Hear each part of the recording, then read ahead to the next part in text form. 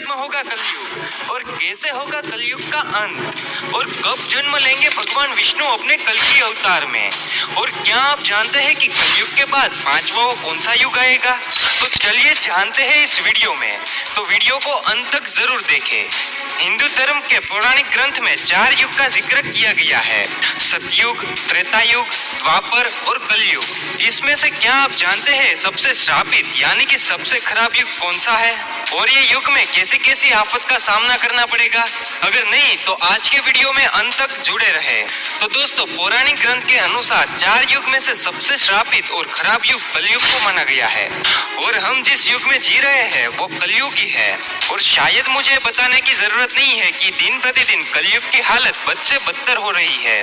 वैसे कलयुग के बारे में ये लाइन तो आपने जरूर सुनी होगी, रामचंद्र कह गए सिया से, ऐसा कलयुग आएगा, हंस चुकेगा दाना दुनका और कौवा मोती खाएगा। दोस्तों, कौवा मोती खाएगा या नहीं ये तो आने वाला वक्त ही बताएगा, लेकिन कलयुग के बारे में ऐसा बहुत कुछ है जिसका जिक्र हमारे पौराणिक ग्रंथों में किया गया है और यकीनन इसे जानने के बाद आप भी कलयुग को श्रापित युग मानने लगेंगे। दोस्तों, क्या है कलयुग की पूरी सच्चाई हम आपको बताएं उससे पहले आइए बाकी के 3 युगों के बारे में जान लिया जाए। सतयुग यानी सत्य का युग।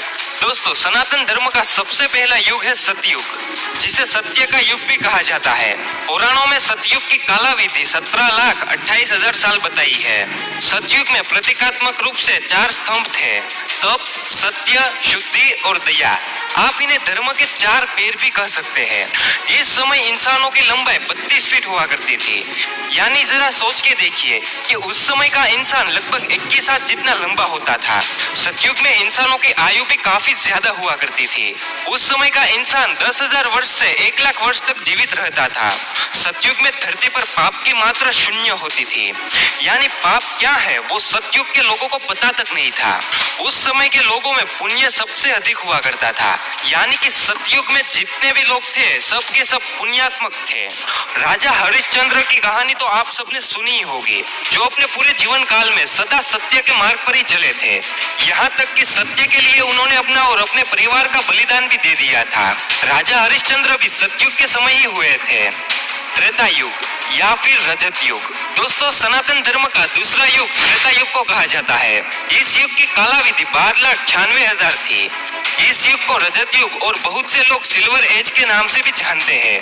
इस युग में धर्म के सिर्फ 3 स्तंभ ही थे, सत्य, शुद्धि और दया। दरअसल धर्म का चौथा स्तंभ तप सत्य के अंत में ही घट गया था। त्रेता युग में मनुष्य की लंबाई 21 फीट होती थी, यानी कि लगभग 14 हाथ के बराबर, और आयु लगभग 10,000 वर्ष थी। त्रेता युग तक समाज वर्णों में विभक्त हो गया था। समाज में ब्राह्मण, क्षत्रिय, वैश्य और शूद्र वर्ण अस्तित्व में आ चुके थे। इस युग में लोग अपने कर्तव्य का पालन तो करते थे, लेकिन उनके अंदर लालच और ईर्ष्या की भावना ने घर कर लिया था। इसीलिए त्रेता युग में पाप की मात्रा बढ़कर 25% हो गई थी और पुण्य की मात्रा घटकर 75% ही रह गई थी।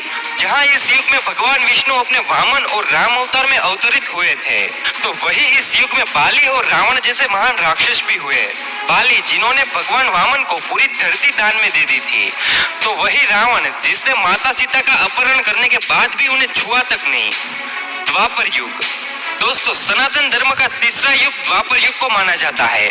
इस युग की कालावधि 8,64,000 थी। धर्म का तीसरा स्तंभ शुद्धि त्रेता युग के अंत में ही समाप्त हो गया था। इसीलिए इस युग में धर्म के केवल 2 स्तंभ ही बचे थे और वो थे सत्य और दया। इस युग में इंसान की लंबाई घटकर 11 फीट रह गई थी, यानी लगभग 7 हाथ जितनी, और उम्र घटकर 1,000 वर्ष रह गई थी। इस युग के लोगों को अपने कर्तव्य का ध्यान नहीं था। लोगों के अंदर काम, क्रोध, लोभ जैसी भावनाएं जन्म ले चुकी थी। इस वजह से इस युग में पाप की मात्रा बढ़कर 50% और पुण्य की मात्रा घटकर 50% हो गई थी। यानी इस युग में आधे मनुष्य पापी और आधे पुण्यात्मक थे। हालांकि द्वापर युग में ही इतिहास का सबसे बड़ा महायुद्ध महाभारत हुआ था, जिसमें एक स्त्री को भरे समाज में लज्जित किया गया था। धर्म को बढ़ता देखकर इस युग में भगवान विष्णु अपने श्री कृष्ण अवतार में अवतरित हुए थे और धर्म की स्थापना के लिए महाभारत के महायुद्ध में पांडवों का साथ दिया था। साथ ही साथ इस युग में भगवान कृष्ण ने कुरुक्षेत्र की युद्ध भूमि में अर्जुन को गीता का ज्ञान देकर संपूर्ण मानव समाज को धर्म के महत्व से परिचित कराया था। कलयुग दोस्तों, सनातन धर्म का चौथा और अंतिम युग है कलयुग। पुराणों में कलयुग की कालावधि 4,32,000 साल बताई गई है। वर्तमान का युग कलयुग ही है। अभी कलयुग का प्रथम चरण चल रहा है। पुराणों को ध्यान में रखकर विशेषज्ञों द्वारा की गई गणनाओं के मुताबिक अभी कलयुग के 5,000 वर्ष ही बीते हैं, यानी कि कलयुग का अंत होने में अभी 4,27,000 साल बचे हुए हैं। इस युग में धर्म का सिर्फ एक ही स्तंभ दया बचा है, जो कि इस युग के अंत तक समाप्त हो जाएगा। वहीं इस युग में पाप की मात्रा 75% और पुण्य की मात्रा 25% बताई गई है। साथ में यह भी कहा गया है कि पुण्य की यह मात्रा कलयुग के अंत तक घटकर शून्य हो जाएगी। इस युग में इंसान की औसत लंबाई 5 फीट 5 इंच बताई गई है, यानी लगभग 3.5 हाथ, और उम्र 80 से 90 साल बताई गई है। लेकिन साथ में विष्णु पुराण में यह भी बताया गया है कि जैसे जैसे कलयुग का अंत नजदीक आएगा, मनुष्य की आयु घटती जाएगी और अंत में मनुष्य की आयु घटकर मात्र 20 से 30 साल ही रह जाएगी। उस समय छोटे छोटे बच्चे गंभीर बीमारियों का शिकार होंगे।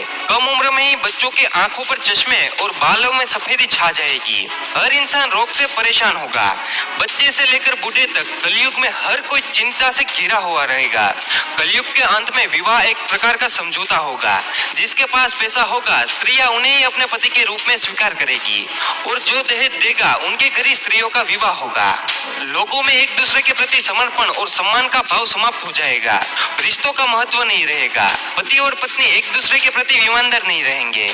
विश्वास किस चिड़िया का नाम है वो तो लोग भूल ही जाएंगे। जिस व्यक्ति के पास जितना धन होगा उतना ही ज्यादा शक्तिशाली माना जाएगा। ऐसे ही लोग विद्वान और धर्मात्मा कहलाएंगे और ऐसे ही लोग समाज में पूजे जाएंगे। दोस्तों, वर्तमान समय में जिस तरह से धरती पर धर्म और पाप बढ़ रहा है, जिस तरह की परिस्थितियां हमारे सामने आ रही है, उस हिसाब से देखा जाए तो ये सारी बात सच होती नजर आ रही है। धर्म ग्रंथों के मुताबिक कलयुग के अंत में धरती के एक हिस्से में जहां लोग बाढ़ से तबाह हो रहे होंगे, तो वही दूसरे हिस्से में लोगों को सूखे के प्रकोप का सामना करना पड़ेगा। और जैसे जैसे कलयुग का अंत नजदीक आएगा, पृथ्वी पर मौजूद सारी नदियां सूखती चली जाएगी। और जैसा कि आप सभी देख ही रहे हैं, इस कलयुग में पद्मा और सरस्वती नदी का विलुप्त तो पहले से ही हो चुका है। अब एकमात्र सिर्फ गंगा बची है। ये भी कलयुग के अंत तक विलुप्त हो जाएगी, जिसके बाद पानी की कमी की वजह से धरती फटने लगेगी। और एक समय ऐसा भी आएगा कि जब लोग पानी की एक एक बूंद के लिए तरस कर अपने प्राण भी त्याग लेंगे।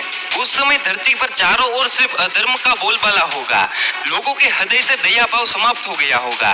लोग सिर्फ अपने बारे में ही सोचेंगे और खाने के एक एक दाने के लिए अपनों का खून बहाने से भी नहीं कतराएंगे। कलयुग में पाप की सीमा पार हो जाएगी। लोगों के हृदय में धर्म का स्थान अधर्म लेगा। तब धरती पर दुष्टों का संहार करने के लिए भगवान विष्णु अपने कल्कि अवतार में अवतरित होंगे। भगवान विष्णु का एक कल्कि अवतार 64 कलाओं से युक्त होगा। उस वक्त वे सफेद घोड़े पर सवार होकर संसार से पापियों का विनाश करेंगे। उनके एक हाथ में तलवार होगी तो वहीं दूसरे हाथ में तीर कमान होगा। धर्म ग्रंथों के मुताबिक जिस तरह से त्रेता युग में भगवान श्री कृष्ण के वैकुंठ लौट जाने के बाद द्वापर युग की शुरुआत हुई थी, ऐसा माना जाता है कि जब कलयुग में भगवान कल्कि पापियों का संहार करके वैकुंठ लौटेंगे, तब धरती पर भयंकर प्रलय आएगा, जीवन समाप्त हो जाएगा। तब एक बार फिर से एक नए युग की शुरुआत होगी, जो कि सतयुग होगा। दोस्तों, ये थी कलयुग की असली सच्चाई। क्या आपको इसके बारे में पहले से ही पता था? अपना जवाब हमें कमेंट्स में जरूर बताएं। और वीडियो अच्छा लगा हो तो वीडियो को लाइक करिएगा और जितना हो सके उतना वीडियो को शेयर करिए।